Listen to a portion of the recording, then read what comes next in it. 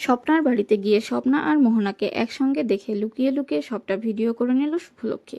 হ্যাঁ বন্ধুরা, এমনটাই দেখা যাবে গৃহপ্রবেশের আজকের পর্বতে। শুভলক্ষ্মী আদ্রিতের জন্য প্রচণ্ড চিন্তা করতে থাকে আর বলছে যেভাবেই হোক আমাকে দরজাটা খুলতে হবে, এই বলে বারবার দরজা নক করছে। আর সেই সময় সেদিক দিয়ে যাচ্ছে মেজকাম্মা। মেজকাম্মা শুভর চিৎকার শুনে বলতে থাকে, কিরে শুভ, তুই এখনো ঘুমাসনি? শুভ বলে, মেজকাম্মা তুমি প্লিজ দরজাটা খুলে দাও, আমায় আদিকে বাঁচাতে যেতে হবে, আমি ছাড়া আমার আদিকে কেউ বাঁচাতে পারবে না, প্লিজ মেজকাম্মা দরজাটা খুলে দাও। মেজকাম্মা বলে, না রে শুভ, আমি দরজা খুলতে পারবো না। তুই এখনো ঘুমাসনি কেন বলতো? শোন বর্দি ভাই যদি একবার জানতে পারে যে আমি দরজাটা খুলে দিয়েছি, তবে আমার অবস্থা কিন্তু খুব খারাপ করে দেবে বর্দি ভাই। তাই তুই এখন ঘুমিয়ে পড়। শুভ বলে, আমি কি করে ঘুমাবো? আমার আদি জেলে আর আমি এখানে রেস্ট করব? প্লিজ প্লিজ মিসকাম্মা, আমাকে আমি ছাড়া কেউ বাঁচাতে পারবে না আদিকে, প্লিজ তুমি দরজাটা খুলে দাও। মেজকাম্মা বলে, না রে, তাহলে বর্দি ভাই আমাকে টাই ঢিস ঢিস করে দেবে, আমি এক্ষুনি এখান থেকে চলে যাই। এই বলে মেজকাম্মা সেখান থেকে চলে যায়। শুভলক্ষ্মী কান্নায় ভেঙে পড়ে, বারবার দরজা ধাক্কা দিতে থাকে কিন্তু কেউই দরজা খুলছে না। শুভলক্ষ্মী একা একা বলে, মা তুমি আমাকে কেন আটকে রেখেছো? আমি ছাড়া আদিকে কেউ বাঁচাতে পারবে না, সেটা তুমি বুঝছো না কেন? ওদিকে আদ্রিত লকআপে বসে শুভর কথা ভাবছিল। সেই সময় গুন্ডারা শুভকে নিয়ে আজে বাজে কথা বলতে থাকে। বাজে কথা বলাতে প্রচণ্ড রেগে যায় আদ্রিত। আদ্রিত রেগে গিয়ে গুন্ডাগুলোর ওপর মারধর করতে থাকে। আর সেই সময় অফিসার চলে আসে। অফিসার এসে বলে, মার্ডার কেসের আসামি তুমি, আর তোমার এত বড় সাহস হয় কি করে লকআপের ভেতর মারামারি করতে?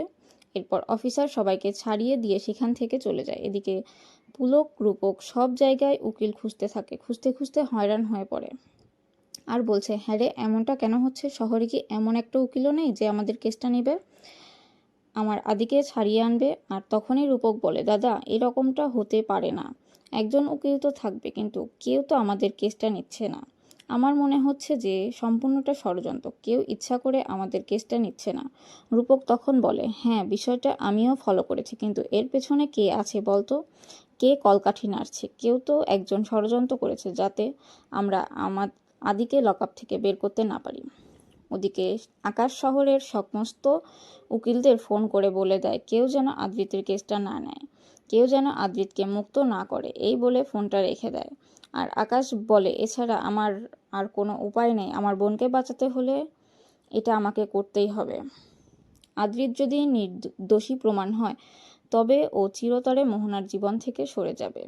মোহনা আর কখনোই আদ্রিতের সঙ্গে দেখা করতে পারবে না। এভাবে ধীরে ধীরে আমার বোন সুস্থ হয়ে উঠবে, আর আদ্রিতের যা ইচ্ছে হয় যাক, তাতে আমার কিছু যায় আসে না। এটা আমাকে করতেই হবে, কেননা মোহনা আমার বোন, আমার বোনের ক্ষতি আমি কখনো হতে দেব না, কখনো না। আর সেই সময় মোহনা চলে আসে। মোহনা এসে দাদাকে বলে, কিছু কি ব্যবস্থা করতে পেরেছিস? বল না, অনেকটা সময় তো পেরিয়ে গেল, আমার আয়ান এখনো জেলে, কি করছে কে জানে। আমার আয়ানকে জামিনে মুক্ত করে দে না দাদা, তুই তো চাইলে সব কিছুই করতে পারিস, প্লিজ দাদা আমার আয়ানকে বের করে আন। আয়ান অনেকটা সময় লকআপে কাটিয়েছে। এ দাদা তুই কিছু কেন বলছিস না, বল না, আয়ানকে লকআপ থেকে ছাড়িয়ে আন, আর তুই তো আমাকে কথা দিয়েছিস। আর তখনই আকাশ বলে, তুই এত অস্থির হচ্ছিস কেন? মোহনা, আমি যখন কথা দিয়েছি আমি আমার কথা রাখবো, প্লিজ তুই এত অস্থির হোস না। আর তখনই মোহনা বলে, আমি জানি দাদা তুই আমাকে কথা দিয়েছিস, সেই কথা তুই রাখবি, আমার আয়ানকে লকআপ থেকে মুক্ত করবি। আকাশ তখন মনে মনে ভাবে আর বলে, এবার তোর দাদা তোর কথা রাখতে পারবে না, এবার আমার বোনের সুস্থতার স্বার্থে, আমার বোনের ভালোবাসার স্বার্থে, ভালো থাকার স্বার্থে আমাকে এটা করতেই হবে। ওদিকে আদ্রিতের বাবা বাড়ি ফিরলে তখনই সেবন্তী বলে, এটা কি বলছো রূপ, কেউ কেউ আমার আদিকে ছাড়াতে পারবে না, কেউ কেসটা নিচ্ছে না, কিন্তু কেন নিচ্ছে না? তোমরা কি করছিলে বলো তো? একজন উকিলকেও পাচ্ছিলে না, আমার আদিকে এভাবে জেলে পড়ে থাকতে হবে, প্লিজ তোমরা কিছু একটা করো। এই বলে কান্নায় ভেঙে পড়ে, বলে, আমি জানি কেন উকিলরা কেস নিচ্ছে না, টাকার দরকার, তাই তো, সেটা বলে তো তাহলে তো আমার যত গহনা আছে সব কিছু বিক্রি করে দাও, আদিকে ছাড়িয়ে আনো, উকিল জোগাড় করো। তখন রূপক বলে, প্লিজ সেবন্তী, তুমি এরকমটা করো না, টাকার জন্য নয়। একজন উকিলও আমরা পাচ্ছি না, মনে হচ্ছে এর পেছনে কেউ কলকাঠি নাড়ছে। কেউ চাইছে না যে আমার আদ্রিত যেন লকআপ থেকে বের হয়।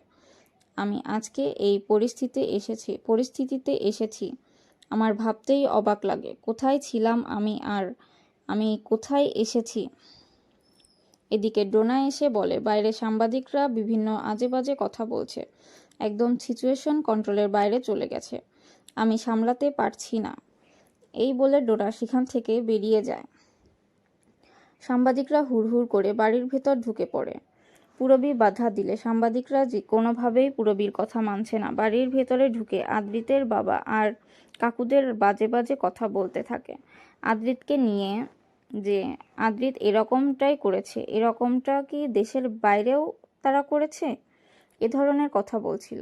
ওদিকে শিরিন আর আয়না শুভর ঘরের পাশ দিয়ে যাচ্ছিল। হঠাৎ করে কিছু একটার আওয়াজ শুনে শিরিন যখন দরজা খুলবে তখন আয়ানা বলে, কি করছিস, দরজা খুলিস না, যদি একবার জানতে পারে সবাই তাহলে কিন্তু আমাদের অবস্থা খারাপ। শিরিন বলে, একবার দরজা খুলে দেখতে হবে, যদি খারাপ কিছু হয়। এই বলে দরজা খুলে দেখতে পায় যে শুভ কোথাও নেই।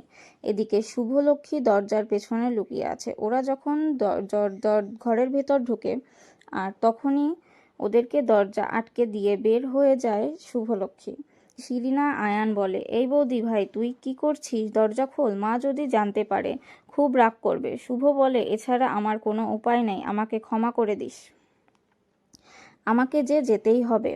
শিরিন বলে, কিন্তু তুই কোথায় যাচ্ছিস? শুভ বলে, যার কাছে গেলে আমার আদি বাঁচতে পারবে তার কাছেই যাচ্ছি। এদিকে সাংবাদিকদের আজেবাজে মন্তব্য করতে দেখে সেবন্তী হাত জোর করে বলে, প্লিজ আপনারা থামুন, আমার ছেলে এরকম নয়, এরকম কাজ করতে পারে না।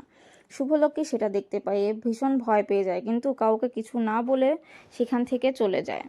ওদিকে স্বপ্না ব্যাগপত্তর গোছাচ্ছিল আর কারো সঙ্গে ফোনে কথা বলে যে আমাকে কিছুদিন গা ঢাকা দিতে হবে,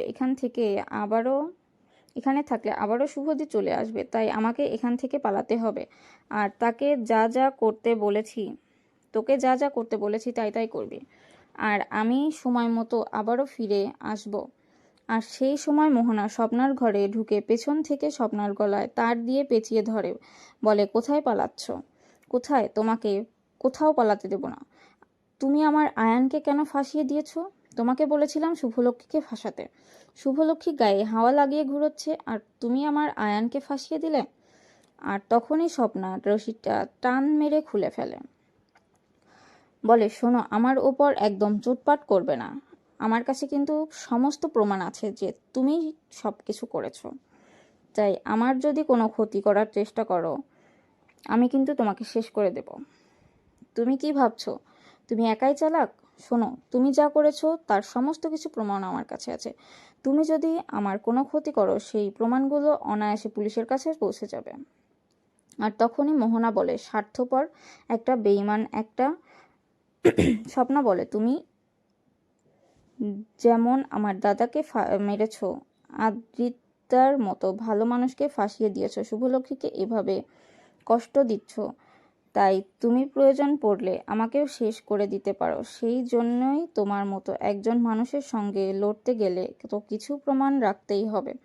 তুমি এখন থেকে যা যা করেছো সব কিছুর প্রমাণ আমার কাছে আছে। তুমি যদি আমার কোনো ক্ষতি করার চেষ্টা করো সেই প্রমাণগুলো কিন্তু অনায়াসে চলে যাবে। মোহনা বলে, কি কি প্রমাণ আছে? স্বপ্না বলে, সব প্রমাণ আছে। আমি কি যথেষ্ট নয় প্রমাণ? আমি যদি উকিলের কাছে গিয়ে বলি তখন তোমার কি অবস্থা হবে বুঝতে পারছো? এদিকে শুভলক্ষ্মী এসে দরজায় কলিং বেল বাজাতে থাকে। মোহনা বলে, আগে গিয়ে দেখো কে, তারপর দরজা খুলবে। স্বপ্না দরজার ফাঁক দিয়ে দেখতে পায় যে শুভলক্ষ্মী এসেছে। এটা দেখে দুজন প্রচণ্ড ভয় পেয়ে যায়। মোহনা তখন স্বপ্নার আলমারিতে গিয়ে লুকায়, আর সেই সময় স্বপ্না দরজা খুলতেই শুভলক্ষ্মী ঘরের ভেতর ঢুকে আসে। তাকে সব কিছু বলতে থাকে, বলে, তুই কেন এমনটা করেছিস? স্বপ্না বারবার কথা বলতে বলতে আলমারির দিকে তাকায়। শুভলক্ষ্মী ভাবতে থাকে, কি আছে এই আলমারিতে? এই বলে আলমারিটা খুলে অবাক হয়ে যায় শুভলক্ষ্মী। ওদিকে ভয় পেয়ে যায় স্বপ্না। তো বন্ধুরা, এই ছিল আজকের পর্ব। কেমন লাগলো অবশ্যই কমেন্ট করে জানাতে ভুলবে না। ধন্যবাদ।